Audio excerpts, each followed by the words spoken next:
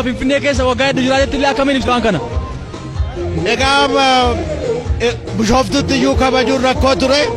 Amma Finfinneettu kabajamuu jalqabameera. Qabsoon Oromoos gara fuulduraatti tarkaanfachaa jira. Kanarras deemee qabsoon saba keenyaa gaaffiin saba keenyaa hamma galma ga'utti akka itti fufu abdii guddaa qabna. Abdii guddaadhaan karaa nagaa qabsoon kun itti fufu jabaannee itti fufnu. Sabni keenyas qeerroon keenya qarreen keenyas tokkummaadhaan jabaatee qabsoon kun itti fufu. Qabsoon kun amma guddaa tarkaanfateera garuu galma ga'uudhaaf iddoo ga'uudhaaf akka ta'utti Finfinneen handhuura keenya handhuura Oromooti handhuura biyya kanaatti jennee kabajuudhaaf achi ga'uu deemaa jirra. Egaa jabaannee itti deemnaa waaqni achi nu haa ga'uun jedha.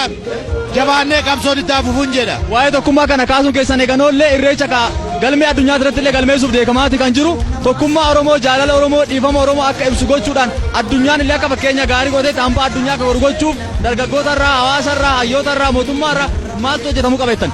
Hunduu hojii mana ofii hojjechuutu irra jira. Beekaan akka beekaatti warri mootummaa irra jiran akka isaaniitti warri qabsaanis akka qabsoo kana jabeessee gara fuulduraatti itti fufuun nurra jira. Qeerroon keenyas qarreen keenyas tokkummaa isaa akka ta'utti eegee gara fuulduraatti itti fufuutu irra jira. Hundi keenya sabnumti biyya kanaa sabaaf lammoofni biyya kanaa aadaan kun kan hunda keenyaati. Kan ittiin kabajnee nagaa wajjin jiraannudha. Tokkummaa keenyaas gumaacha guddaa kan godhudha. Isa torban lamaan dhuftu kanattis akka saba biyya kanaatti bahee akka wajjin kabajnu dhaamsan dabarsuu barbaada. Hin jabaannaa qabsoon keenyas galma ga'an jedha. Tole galatooma. Ayyee kabajamoo daawwattoota keenya Profeesar Mararaa Guddinaa dhaamsa jabaadha kan isaan ibsani keessattuu irreecha tokkummaa Oromoo ta'e kana cimsuudhaan akka sadarkaa addunyaatti galmaa'uu danda'uuf gaheen hundumtuu hawaasni akka hawaasaatti qeerroon akka qeerrootti namuu gahee mataa isaa taphachuu danda'uu qaba yaada jedhu kaasaniiti kan jirani.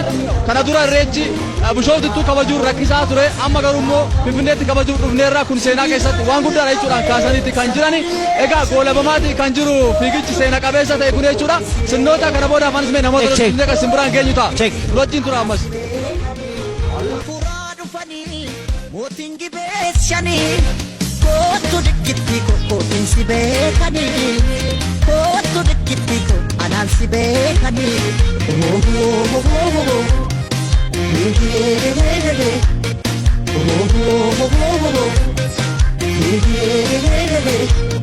Nuura jiruu kooti yaada nuura halkan waarii taa'e laala suura suurri gaafaan baasee naan dubbatu gubaa jaalala kee naan hubatu nuura jiruu argaa. Kabajamtoota hordoftoota.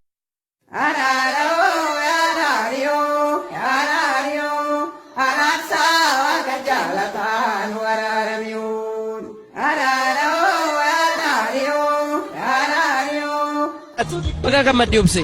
Walumaanu baga gammanne. Ganna atileetiin hin boqota jedhama akkamitti injifachuu dandeesse? Atileetiin kaan hin boqota kan manaajara biroo jennu garuu hin boqonne. Mee dorgommichi akkam ture? Dorgommichi gaariidha baay'ee namatti tola. Atileetonni isin baay'inaan cimina kee madaaluuf yookiin si qoruudhaaf baay'ee sitti dhiyaatan hin turre? Natti hin ture jalqabumam deeme. Qophiin kee fiigicha irreechaatiif ammam ture ammam qophooftee ture? Baay'eetan qophaa'e. Injifachuu keetiif seenaa aadaa duudhaa uummata Oromoo milkeessuu keessatti gahee ammamii koo baadheetta?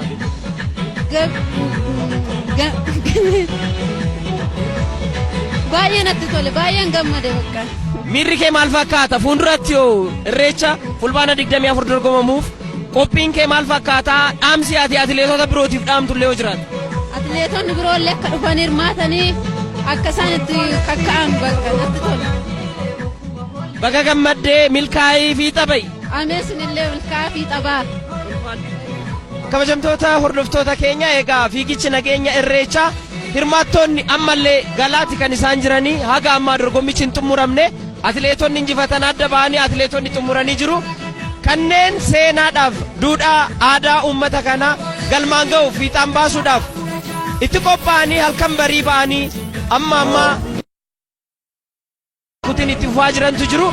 kun immoo maal agarsiisa keessumattuu atileetiksiin naamusa mataasaa danda'e qaba naamusa inni qabu keessaa inni ijoon jalqabanii addaan kutuun hin danda'amu jalqabanii addaan kutuun immoo aadaa uummata keenyaa miti kana jechuudhaaf egaa hirmaattonni dorgommii kana jalqaban haga ammaatti fufiinsaan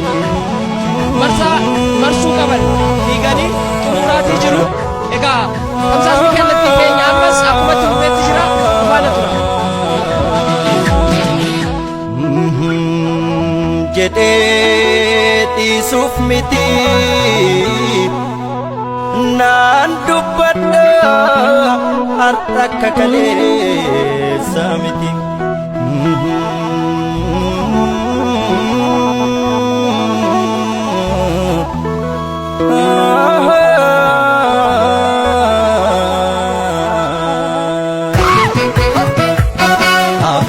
San soba chabe na bade lafe boppa san soba chabe lafe na bade lafe boppa san soba chabe na bade lafe boppa san soba chabe lafe na bade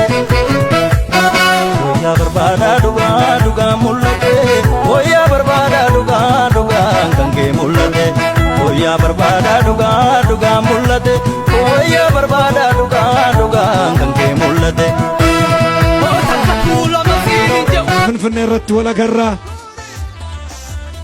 nu waliin turaa irreecha hora finfinnee foraa bishooftuu irratti wal agarraa nagaatti nu galaa fayyaa ta'aa ulfaadhaa mana keessan teessanii kan daawwattanis sagantaan keenya kana fakkaata ture. مشاهدينا الكرام مرحبا بكم مجددا ونحن نتواجد في ميدان الصليب لافتتاح لهذا بمناسبة الريتشا. وفي هذه الحفلة كان ممتع وراضي جدا وحضر فيه نائب رئيس الإقليم أوروميا شماليس وكذلك حضر فيه الداعون العالميون كثر العالميون الذين يشاركون في ميدالية العالمية وكذلك شاركت فيه نساء ورجال شباب وشابات وكثير من مواطن إثيوبيا في كل القوميات وشاركوا كل فرقاء كثير وكذلك شارك وتم الجوائز للفائز الأول والثاني والثالث. الجائزة الأولى للرجال 50,000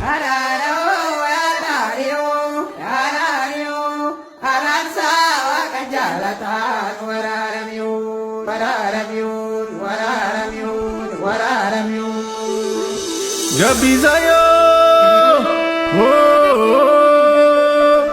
oda kanachiyo daurumu.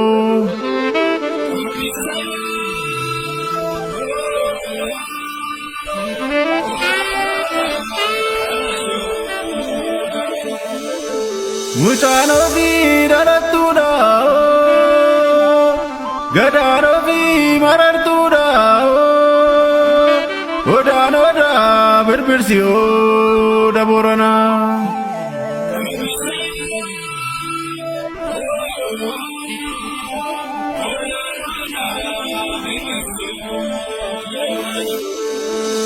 Oda nabe gadisato,